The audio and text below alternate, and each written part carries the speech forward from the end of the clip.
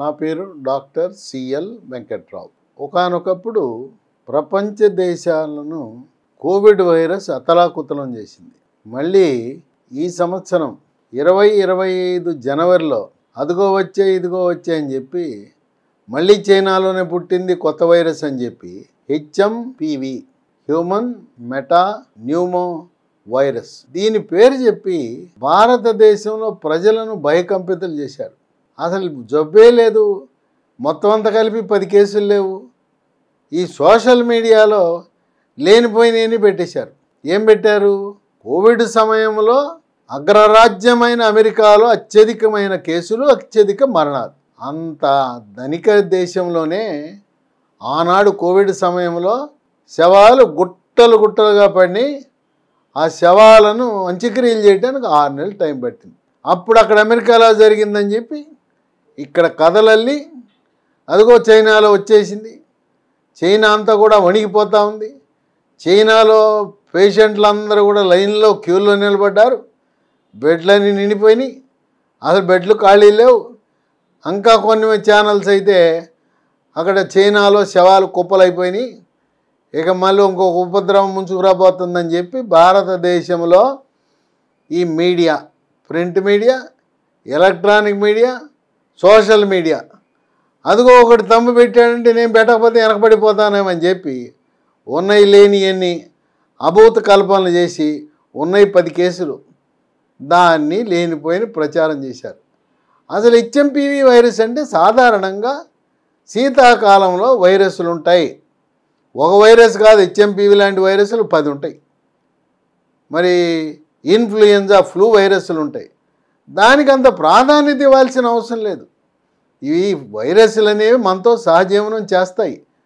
ఉన్న వైరస్ రూపం మార్చుకుంటుంది, రూపాంతరం చెందుతుంటుంది. ఈ విధంగా వైరస్లు అనేవి మనకి ఎప్పటి నుంచో మానవాళి పుట్టినప్పటి నుంచి ఉన్నాయి. అవి కాకపోతే ఏంటంటే మనం వాటికి పేర్లు పెట్టలేదు, ఇప్పుడు పేరు పెడుతున్నారు. అందువల్ల ఇది లేనిపోయిన అభూత కల్పన మీడియా ప్రచారం తప్పనించి ఎక్కడ కేసులు రాలా. అదిగో తెలంగాణలో వచ్చేసినాయి, 11 కేసులు వచ్చేసినాయి అని ఆడేవాడో ప్రైవేట్ ల్యాబొరేటరీ వాడు ప్రకటించాడంట. అసలు ప్రైవేటు ల్యాబొరేటరీ వాళ్ళు ఇటువంటి అంటువ్యాధుల గురించి ప్రకటించే హక్కు లేదు. భారతదేశంలో సంక్రమిత వ్యాధుల నియంత్రణ చట్ట ప్రకారము కేవలం ప్రభుత్వ అధికారులు, జిల్లా వైద్య శాఖ అధికారులు, రాష్ట్ర ఆరోగ్య శాఖ డైరెక్టర్లు మాత్రమే ఈ సంక్రమిత వ్యాధుల గురించి సమాచారం ప్రజలకు అందించాలి. ఆడెవడో ప్రైవేట్ ల్యాబ్ వాడు చేశాడంట. వీళ్ళు డబ్బుల కోసం కోవిడ్ అప్పుడు సొమ్ము చేసుకున్నారు. మెడికల్ మాఫియా, డాక్టర్లు, హాస్పిటళ్ళు, అవసరమైన వాడిని అవసరం లేని వాడిని అందరినీ కూడా హాస్పిటల్ అడ్మిట్ చేశారు. కోవిడ్ సమయంలో నేను చెప్తూనే ఉన్నా, వెళ్ళొద్దు మొర్రో, హాస్పిటల్కి వద్దంటే వెళ్ళారు. ఎవరైతే ఇంట్లో ఉన్నారో హాయిగా ఇప్పుడు బతికున్నారు, హాస్పిటల్కి వెళ్ళిపోయారు, దేవుడి దగ్గరికి వెళ్ళిపోయారు. మన ఎస్పీ బాలసుబ్రహ్మణ్యం ఏమైంది ఆ రోజున? ఆయన హాస్పిటల్ ఆడెవడో ఫోన్ చేసి మీరు మా హాస్పిటల్లో ఒక విభాగం ప్రారంభించారు, అప్పటి నుంచి మాకు స్టార్ అందుకుంది, అయ్యా రండి మీకు ఉచితంగా చికిత్స చేస్తాం. చికిత్స కాదులే, మీకు కోవిడ్ పాజిటివ్ వచ్చింది కదా, రెస్ట్ తీసుకోవడానికి రమ్మని ఎస్పీ బాలసుబ్రహ్మణ్యాన్ని తీసుకెళ్ళి ఊరు పేరు లేని కార్పొరేట్ హాస్పిటల్లో ఆయన చేరటం. తర్వాత ఆయన చేరాడని చెప్పి ఆందోళనతో ఆయన అభిమానులందరూ ఫోన్లు చేస్తూ ఉంటే ఒక 2 నిమిషాలు వీడియో కూడా ఆయన విడుదల చేశాడు. నాకేం కాలేదు, మా ఇంట్లో చిన్న పిల్లవాడు ఉన్నాడు, మనవడు, నా వైరస్సు పిల్లవాడికి మనవడికి అంటుతుందని రెస్ట్ కోసం వచ్చాను, మీరు ఆందోళన చెందవద్దు, నాకు ఫోన్లు చేయొద్దు, హాస్పిటల్కి రావద్దని చెప్పిన వ్యక్తి ఆయన్ని హాస్పిటల్లో 2 నెలలు చికిత్స అవసరమైంది అనవసరమైందని చేసి చివరికి ఆయన దేవుడి దగ్గర పంపించేశారు. ఎస్పీ బాలసుబ్రహ్మణ్యం ఇంట్లో ఉంటే బతికుండేవాడు, మరణించేవాడు కాదు. రండి ఉచితంగా వైద్యం చేస్తామని చెప్పి ఆయనకి 5 కోట్ల రూపాయలు బిల్లులు ఇచ్చారు. ఆ విధంగా మెడికల్ మాఫియా, ఇక మెడికల్ మాఫియాను ఆసరాగా తీసుకుని ఫార్మా మాఫియా, అవసరమైన మందులు, అనవసరమైన మందులు. ఆ రెమిడిసివిర్ అనేది ఒక మాయాజాలము. ఆ రెమిడిసివిర్ తయారు చేసేది ఎవరు? హైదరాబాదులో మన తెలుగువాడే ఒక కంపెనీకి చెందిన ఆయన. ఆయన తయారు చేసి గతంలో నా చిన్నతనంలో సినిమా థియేటర్లో టిక్కెట్లు ఆ సినిమాలు ఓనరే అమ్మించేవాడు, బ్లాకులు అమ్మించేవాడు. అట్లా ఈ తెలుగువాడు తయారు చేసే ఫార్మా కంపెనీ ఓనరే ఇది వాడాలి, వాడకపోతే చచ్చిపోతారు రెమిడీసివిర్ అని ఒక భయం ప్రజల్లో కల్పించి ఆ కంపెనీ ఓనరే బ్లాక్ మార్కెట్లో డాక్టర్లకు హాస్పిటళ్లకు అమ్మి తదుపరి ఇన్కమ్ ట్యాక్స్ అధికారులు సిబిఐ అధికారులు వస్తే ఆయన ఇంటిపై దాడి చేస్తే, ఆఫీసుపై దాడి చేస్తే 350 కోట్ల రూపాయలు నోట్ల కట్టలు బయటపడి. అది ఆనాడు కోవిడ్ వచ్చి ప్రజలంతా ఇబ్బంది పడుతుంటే మెడికల్ మాఫియా, ఫార్మా మాఫియా, బ్రోకర్లు రంగప్రవేశం చేశారు. కేసు పట్టుకొస్తే 10,000. ఆ విధంగా ఆనాడు బీభత్సానికి గురై అనేక మంది ఆప్తులను పోగొట్టుకున్నారు. హితులను, సన్నిహితులను, రాజకీయ నాయకులను, కళా పోషకులను, చలనచిత్ర రంగం అనేక మందిని పోగొట్టుకుంటే ఇప్పుడు మళ్ళీ కావాలని జనవరి నెల వచ్చేసరికి అదిగో వచ్చే ఇదిగో వచ్చే అని ప్రచారం చేశారు. దీని వెనకాల ఇంకో కుట్రకోణం కూడా ఉంది. మహాకుంభమేళ 144 సంవత్సరాలకు ఒక్కసారి వస్తుంది. అది కేవలం ప్రయోగరాజులో మాత్రమే జరుగుతుంది.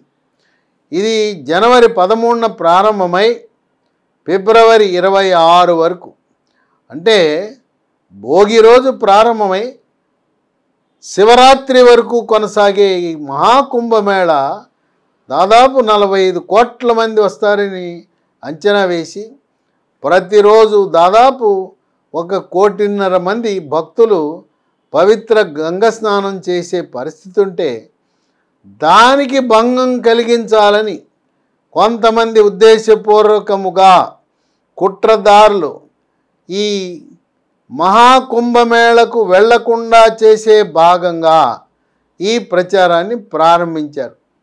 సరే, 1-2 రోజులు, 4 రోజులు, 5 రోజులు ప్రచారం చేశారు. ఆ వైరస్ అలానే పోయింది. ఈ వైరస్ శీతాకాలంలో వాతావరణం చల్లగా ఉండటం వల్ల వస్తుంది. ఎండ పెరిగిన తర్వాత ఆ వేడిమికి రాదు, చచ్చూరుకుంటుంది. దీనికేమి ప్రత్యేకంగా వేరే లక్షణాలంటూ ఉండవు. మామూలు సాదా సీదా దగ్గు, పడిశం, ముక్కు కారటం, తలనొప్పి, ఒడునొప్పులు, జ్వరము, ఇవే. దీనికేం ప్రత్యేకంగా ఉండవు. దీనివల్ల మరణాలు అనేవి భారతదేశంలోనే కాదు చైనాలో కూడా నమోదు కాల. ఎవరైనా దగ్గు పడిశం వస్తే ఎవరన్నా మరణిస్తారా? ఏదో 4 రోజులు 5 రోజులు ఇబ్బంది పెడుతుంది. అయినా ఇది రోగనిరోధక శక్తి తగ్గటం వల్ల దగ్గు పడిశం వస్తుంది. షుగర్ ఉన్నవాళ్ళు, బీపీ ఉన్నవాళ్ళు, గుండె జబ్బులు ఉన్నవాళ్ళు, స్థూలకాయం ఉన్నవాళ్ళు, థైరాయిడ్ గ్రంథి సరిగా పనిచేయని వాళ్ళు, స్టీరాయిడ్ మందులు వాడుతున్నవారు, ధూమపానము, మద్యపానం లాంటి దురలవాట్లు ఉన్నవారు, చాలా బలహీనంగా బక్కగా ఉన్నవారు, అవయవాల మార్పిడి చికిత్సలు చేయించుకుంటున్నవారు, మూత్రపిండాల వ్యాధులకు డయాలసిస్ చేయించుకుంటున్నవారు, ఇలాంటి కేటగిరీలు రోగనిరోధక శక్తి తగ్గటం వల్ల ఈ హెచ్ఎంపివి వైరస్ లాంటివి ఇంకా వైరస్లు వస్తూనే ఉంటాయి. అమెరికాలో ప్రతి సంవత్సరం కూడా ఫ్లూ వైరస్కి సెప్టెంబర్లో ప్రారంభించి అందరికీ టీకాలు ఇచ్చేస్తారు. ఫ్లూ టీకాలు ఇస్తారు, ఫ్లూ షాట్స్ అంటారు. ప్రతి సంవత్సరం అక్కడ ఆ వైరస్ ఆ రూపురేఖలు మారుస్తుంటుంది. కనుక గత సంవత్సరంలో ఇచ్చిన ఫ్లూ టీకాలు ఈ సంవత్సరానికి పనికిరావు. వాళ్ళు ఉచితంగా అమెరికాలో అందరికీ ఫ్లూ టీకాలు ఇస్తున్నారు. ఇక్కడ మన భారతదేశంలో ఫ్లూ టీకాలు వేసుకోవాలంటే అది ఖరీదు ఎక్కువ. అయినా దానికి ఏం ప్రత్యేకంగా టీకాలు వేసుకోవాల్సిన అవసరం లేదు. మనం ఈ మిల్లెట్స్ ఉంటాయి, చిరుధాన్యాలు, రాగి, జొన్న, సజ్జ, కొర్రలు, అరిగెలు, సామెలు, ఊదలు, ఇవి వాడితే రోగ నిరోధక శక్తి పెరుగుతుంది.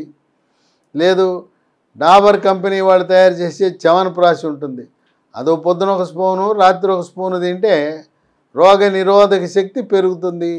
ఈ చ్యవనప్రాశి కోవిడ్ సమయంలో ఎవరైతే తిన్నారో వాళ్ళకి కోవిడ్ రాలా. మన గ్రామాల్లో తిప్పతీగ దొరుకుతుంది ఎక్కడ చూసినా.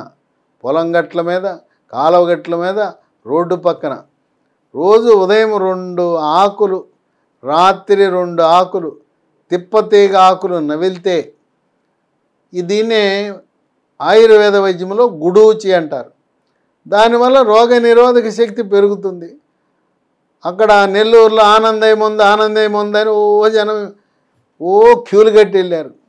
ఆ ఆనందయ్య మందులో ఉండేది కూడా తిప్పతీగే, గుడూచి.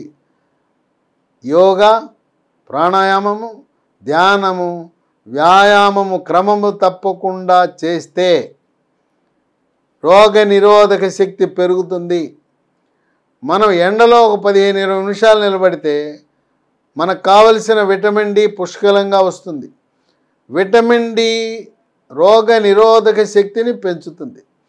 కనుక ఈ అభూత కల్పనలు, కట్టు కథలు, అదిగో వచ్చే ఇదిగో వచ్చే హెచ్ఎంపీవి వచ్చే మన భారతదేశాన్ని ముట్టడిస్తుందనే వార్తలకి దాదాపు ఫుల్ స్టాప్ పడినట్టే. ఇక హెచ్ఎంపీవి పుకార్లు పోయినాయి. అక్కడ ప్రయాగరాజ్లో మహాకుంభమేళ నిరాటంకంగా జరుగుతూ ఉంది. అందరూ కూడా ప్రజలు ఊపిరి పీల్చుకుంటున్నారు.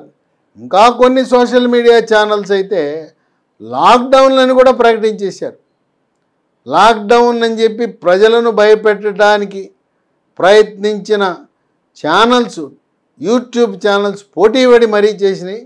మనము యూట్యూబ్ ఛానల్స్ కానీ ఏదైనా మీడియాలో వచ్చే వార్తని జాగ్రత్తగా విశ్లేషించి అది సమాచారం కరెక్టా కాదా అని చెప్పి తెలుసుకుని ఆ వీడియోని మీరు ఫార్వర్డ్ చేయటం కానీ షేర్ చేయటం కానీ చేయండి.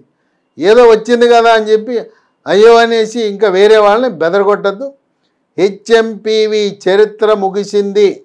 ఇంకా కొంతమంది మళ్ళీ కోవిడ్ వస్తుందని పుకార్లు పుట్టిస్తున్నారు. వాటిని నమ్మవలసిన అవసరం ఏమాత్రం లేదు, ఉండదు, ఉండబోదు.